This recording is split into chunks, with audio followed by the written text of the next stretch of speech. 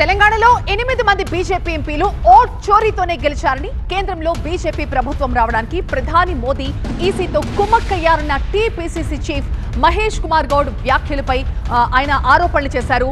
ఒకే వ్యక్తి 4 చోట్ల దొంగ ఓట్లు వేయడం ఎలా సాధ్యమని ప్రశ్నించారు కేంద్ర సహాయ మంత్రి బండి సంజయ్. కాంగ్రెస్ నమ్ముతున్నట్లు దొంగ ఓట్లుంటే తొలగించి మళ్లీ ఎన్నిక పెట్టాలని, తాను మళ్లీ గెలిచి చూపిస్తారని మహేష్ గౌడ్ కి బండి సంజయ్ కౌంటర్ ఇచ్చారు.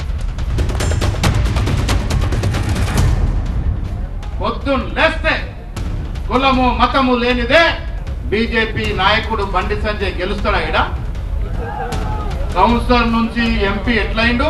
దొంగ ఓట్లు వేసుకునేండు. ఈ 8 మంది గెలిచిన పార్లమెంట్ సభ్యులు దొంగోట్లతో గెలిచారనే అనుమానం నాకున్నది. మీరు ఓట్లు దొంగలించి గెలిచారు, ఓట్లు మాయ చేసి గెలిచారు, ఎరా పేరు చేశారు గెలిచారు ఈ రాష్ట్రంలో పార్లమెంట్ సభ్యులు. ఈ రాష్ట్రంలోనే కాదు, మూడవసారి మోడీ అధికారం రావడానికి చేయకూడని పనులన్నీ చేశారని అనుమానము. మహారాష్ట్రలో జరిగినటువంటి ఓట్లు దొంగిలిపులాగా తెలంగాణలో జరగలేదంటే ఎట్లా నమ్ముతాం మేము? ఓట్ల చోరీ గురించి, దొంగోట్లతో గెలుచుడో ఓడిపోవడో దాని గురించి ఎవరు తెలుస్తుంది?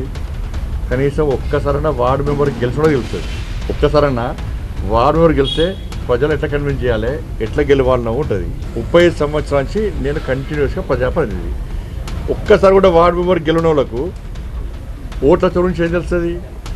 ఇది అవుతుంది చెప్పనా? గంగాధరలో ఓటేసి, జగిత్యాల ఓటేసి, వెమ్లాలో ఓటేసి అది అవుతుందా చెప్పది?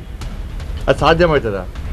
నేను 5,000 10,000తో 50 లక్షల ఓట్లతో మీరు గెలుచున్నా. నేను 2,20,000 ఓట్లతో కరీంనగర్ ప్రజలు నాకు బ్రహ్మాండమైన మెజార్టీని కప్పయిపోయారు. కాబట్టి ఓట్లు వేసిన ప్రజలను దొంగోట్లు అంటే ఇది కరీంనగర్ పార్లమెంట్ నియోజకవర్గ ప్రజలతో పాటు ఈ 8 నియోజకవర్గాల పార్లమెంటు నియోజకవర్గాల్లో ఆ ఓటర్లను అవమానించినట్ట కాదా? రేవంత్ రెడ్డి గారు స్పందించాలి. అసెంబ్లీ రద్దు చేయాలి, ఎన్నికల కమిషన్ లెటర్ రాయాలి, రాసి మొత్తం పూర్తిగా ఒక్కొక్క ఇంట్లో డబుల్ ఓట్లు అన్ని తీసేయమని చెప్పి లెటర్ రాయాలి. దాని తర్వాత మళ్ళీ ఎలక్షన్స్ పెట్టుర్రి. మళ్ళీ కాంగ్రెస్ పార్టీ అధికారంలోకి వస్తే రాజకీయ సంఘాలు తీసుకుంటారు.